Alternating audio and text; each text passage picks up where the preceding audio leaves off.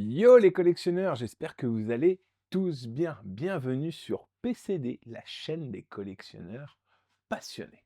Aujourd'hui, on va plonger dans l'univers des SH Figuarts Naruto. Et pas n'importe comment. On va repartir depuis la naissance de Naruto. Comprendre pourquoi cette licence est devenue un phénomène. Puis, on suivra ensemble la chronologie des 19 premières figurines SH Figuarts Naruto, sorties entre 2014 et 2022. Mais avant, n'oublie pas de te follow à la chaîne. N'oublie pas la cloche de notification pour ne rien manquer des prochaines vidéos, le petit pouce bleu si la vidéo t'a plu et un petit commentaire. C'est toujours gratuit et cela nous aide dans le référencement. Installe-toi, ça va être nostalgique, technique et collector.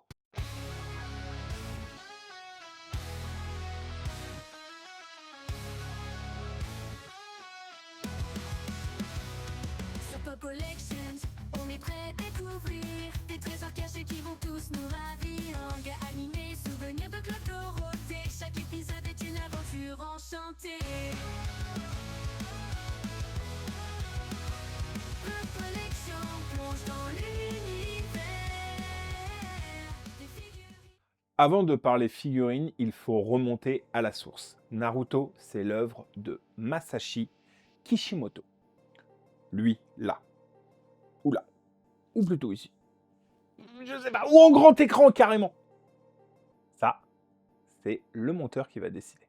Le manga apparaît pour la première fois dans le Weekly Shonen Jump à la fin de l'année 1999. Le concept est simple, mais carrément puissant. Un orphelin rejeté, un démon scellé en lui, un rêve de devenir Hokage. Naruto, c'est l'histoire de quelqu'un qu'on sous-estime, mais qui refuse d'abandonner. Ça me rappelle vaguement les shonen. C'est exactement ce qui a touché des millions de lecteurs dans le monde. Le manga se développe, les arcs s'enchaînent et il devient rapidement l'un des piliers du shonen moderne, aux côtés de Dragon Ball Z, One Piece et Bleach. Manga. Début de la publication au Japon en 1999. Succès massif, une dizaine de volumes. Fin de la série principale en 2014. En animé, c'est plutôt un début de l'animé en 2002. Et l'arrivée de Shippuden. Alors pour moi, Naruto Shippuden, c'était le nom et le nom de famille. Quel point je ne suis absolument pas ce manga. Mais du coup, il y a Shippuden qui arrive en 2007. Et la conclusion se termine en 2017. Pendant presque 20 ans, Naruto a été présent en continu. Et quand une licence vit aussi longtemps, le merchandising suit. Jeux vidéo, cartes, vêtements, statues, figurines, tout y passe. Et c'est là qu'on arrive dans notre terrain de jeu, les figurines collector. Quand un univers devient mondial, chaque objet devient un souvenir. Une Madeleine de Proust. Au départ, on a des figurines basiques, des jouets articulés simples, des produits pour enfants. Puis arrivent les nouvelles vagues parce que les lecteurs d'antan deviennent les collectionneurs du futur. Les collectionneurs adultes veulent des figurines fidèles, bien sculptées, articulées, avec des poses dynamiques. Bandai et Tamashii se disent alors « Ok, on va passer au niveau supérieur ». Et en 2014, naît la ligne SH Figuarts Naruto. Je t'explique chaque sortie, son importance et parfois une petite anecdote.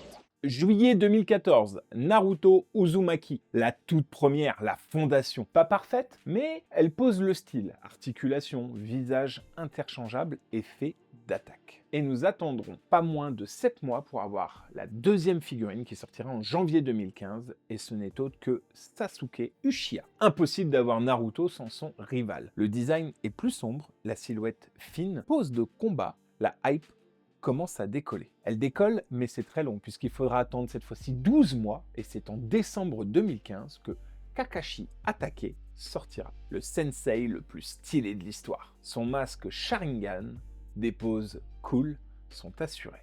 Là, il ne faudra pas attendre beaucoup, puisque c'est un mois plus tard, en janvier 2016, que Minato Namikaze, ou Namikaze, le 4e Hokage, avec sa cape, une pose dynamique, et c'est un énorme succès chez les fans. En juillet 2016, soit 2 ans après la première figurine, c'est Naruto mode Sennin. Première vraie variante, puissante, sculpte, totalement retravaillée, un visage plus mature. En octobre 2016, sortira Sasuke, version Itachi Battle, version combat, plus agressive et beaucoup plus dynamique. Ensuite, Go novembre 2016 avec Itachi Uchiha.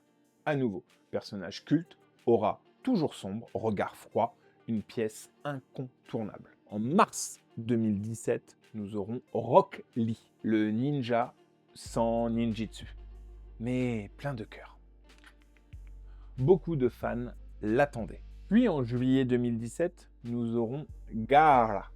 Je sais pas trop comment ça se prononce. N'hésitez pas à me le dire en commentaire, hein, au cas où. Côté sable, effet, une présence et une superbe figurine visuelle. Et j'avoue qu'elle claque pas mal. Octobre 2017, Madara Uchiha. Un monstre. Armure incroyable et un charisme total. Janvier 2018, messieurs, dames. Jiraiya. Non, pas le youtubeur. La figurine. Le maître de Naruto. Jiraiya. Beaucoup de détails.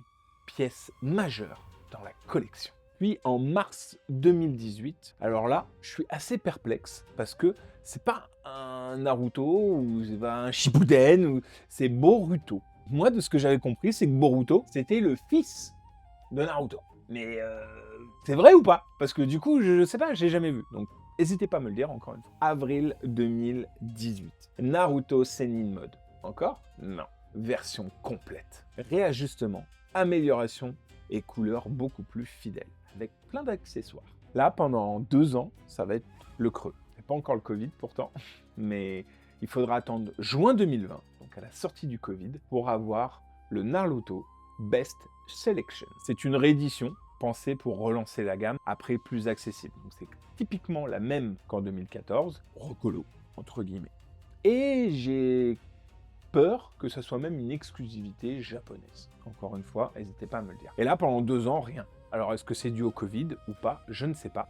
Par contre, dès 2022, en juin 2022, on va avoir des nouvelles vagues. Avec, en juin 2022, Naruto, version Jinchuriki, et Sasuke, version sombre. Le mois d'après, en 2022, nous aurons Sakura, un retour très demandé. Juillet 2022, nous aurons Madara Uchiha version EECE. Et oui, c'est une exclusivité. Et en décembre 2022, on terminera avec Atake Kakashi, une vraie progression de figurine après figurine. Pourquoi cette gamme fonctionne autant?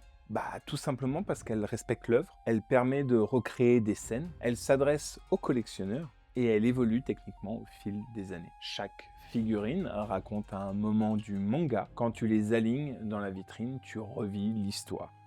Voilà, on revient de retracer l'histoire des 19 premières SH Figuarts Naruto. Dis-moi en commentaire laquelle tu préfères, laquelle tu rêves d'avoir. Et si tu veux qu'on fasse la suite, les sorties après 2022, dis-le moi aussi.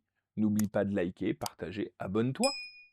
On se retrouve dans 15 jours pour une nouvelle vidéo. Vous connaissez la gimmick. Ciao les collectionneurs. Manga animé, souvenir de Claude Dorothée. Chaque épisode est une aventure enchantée. Notre collection plonge dans l'univers des figures. La chaîne des collectionneurs passionnés. On va la refaire. Ouais, là, il va pas assez vite le compteur. Je sais pas pourquoi. Et en décembre 2022, nous terminerons avec Ataka. Attends, faut que je check un truc. Tant pis, ça va prendre un peu de temps sur la vidéo, mais c'est pas grave. Mais il faut que je check un truc. Et si tu veux